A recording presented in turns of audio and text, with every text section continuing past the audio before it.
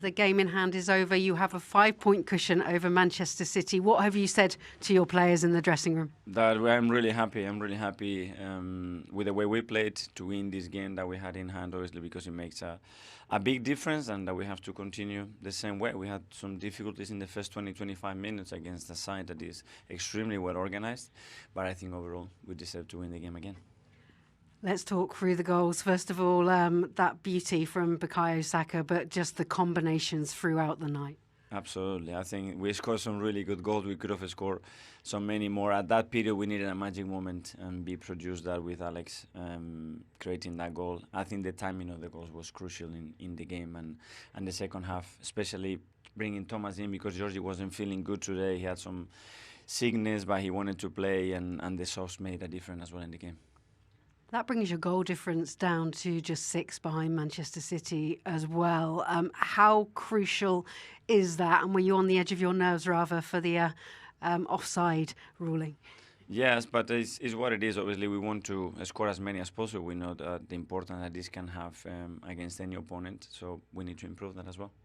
This is the joint fastest Arsenal have reached, 60 points in 25 games from the 2004 and 2008 season. Mikel, how proud of you of that, and when can we start talking about this title fight and you being ahead of it? Well, when you look in our history, that we have a long history, to look that this only happened 3 times, it is incredible. But we know why we are here, and it's because every single day we have this hunger and motivation to be better.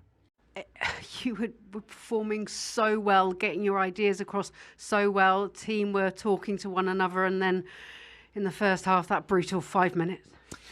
Yeah, pleased until that moment. We were a little bit sluggish in our body language early on, but never looked in too much trouble.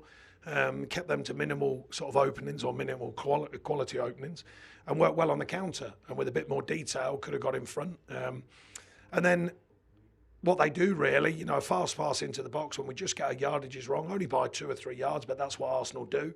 And then the second one, is one of them, there's no explanation for that. And then we know it's a tough challenge from there on in.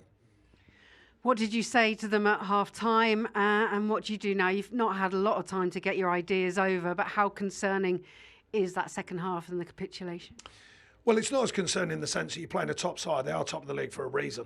It's not just their good play, their work ethic, their work on transition. They see the picture quickly, and that comes with confidence as well, don't forget.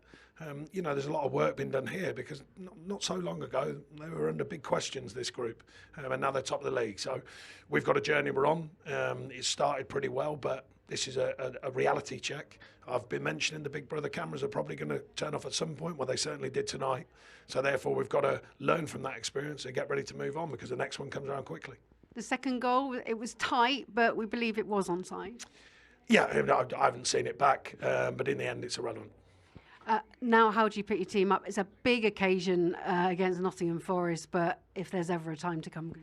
Well, to build a mentality, it's not about one big occasion. I think they've had a history of that. Arriving big games, they're all big games. We've got to build a mentality, particularly away from home. I know the home record for the last year, 18 months, certainly last season and so far this season. So that's a change and a shift in mentality. It's not just the details, it's the actual mentality of the group. And I've shared that with them and how important that's going to be moving forwards. Where are the goals coming from? Do you have to make changes up front, or do you believe you're seeing improvement? Well, we're seeing chances created. And even here, there was chances, especially on transition today. You want to take them, of course, and build with more detail, if you like.